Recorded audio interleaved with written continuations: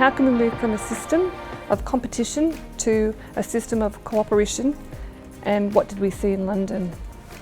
So in my experience in my local schools, we tend to do a lot of work within our school, but we don't tend to share that information across our region, and that's something that I would like to explore within the next 12 months to 18 months with my Childera network of schools.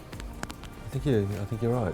We don't do enough sharing outside of our own schools, and I guess the learning that we brought back from London was we need to kind of step out of our own environments and share rather than being in competition with each other, making sure that we're sharing good practice and the high expectations and quality learning.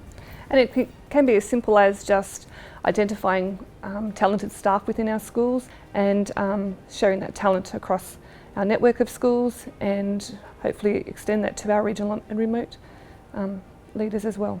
So having come back, I have a very strong community of schools with 9 primary schools that we've worked together very strongly for 6 years, and we've already created challenge partner hubs, if you like, in groups of 3s. We're in the process of identifying pain points for our schools, coming together in our hubs, looking at the research, implementing and then evaluating in the theme around supporting and growing our schools across our system. So that was another really exciting takeaway from the London experience. I think we do a good job of, within our own schools, identifying the quality leaders that we have, and definitely agree. It's sending that leadership skill out into the wider community and sharing rather than just keeping it confined to the fence line of our own schools. And coming back from London, that is something that we want to do as the 20 principals in this study. We would like to share within each other's schools and then once again push that into our network of schools. Can you describe peer review and how it might be an effective strategy for school improvement? One of the things I observed when I was on the London Scholarship was a system put in place called peer review, or challenge partners as some schools called it. So basically it is a principal working with other principals to form a team to come into their own school around a certain topic or an area they want to get school improvement on. They set parameters together, how the review might occur, the timing of it, and what the feedback would be like. And then the team would come into the school and do a range of activities like observing classrooms or talking to people on staff, including parents and children. The range of things would have been determined by the principal of the school themselves. And that peer review feedback would be then given to the principal to use how they want to use it. So it's not an external body coming in to do it, it's led by the principal of their own school to seek school improvement. That principal then can be part of a peer review of another school as well. And so each school is then learning from each other and learning what they need to do to improve their own school and feeding back to each other.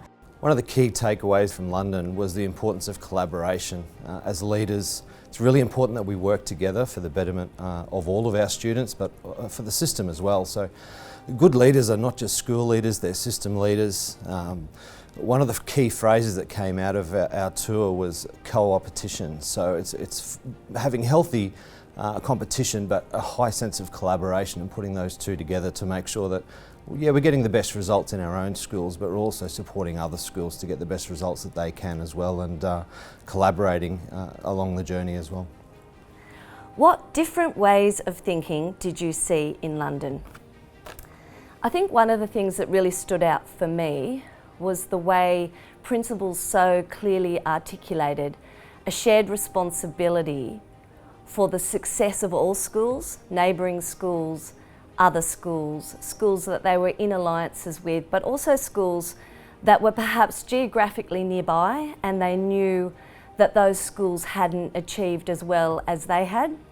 And there was that shared responsibility to go in there and make the difference. I think in our system there's definitely a shared sense of loyalty to our system. And if any of us were, as principals, requested to support our colleagues, of course we'd be in there straight away.